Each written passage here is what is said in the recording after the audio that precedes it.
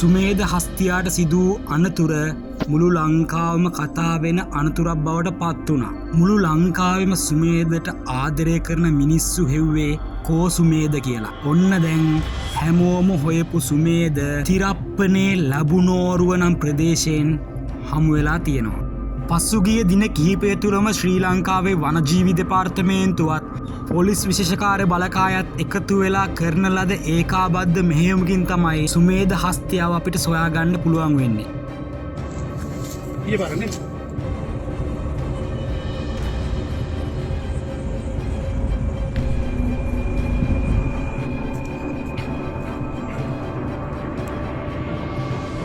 අපත් මෙතනම ප්‍රශ්නාලා කියලා ඔයාට ටික තිබ්බේ නෑ.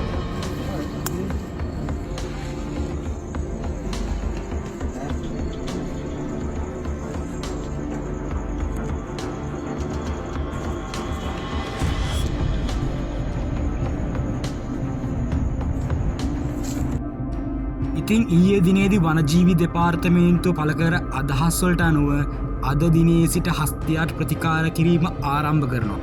මොකද කලින් සිදු වූ අනතුරෙන් මේ හස්තියාට දැඩි ලෙස තුවාල සිද්ධ වෙලා තියෙනවා.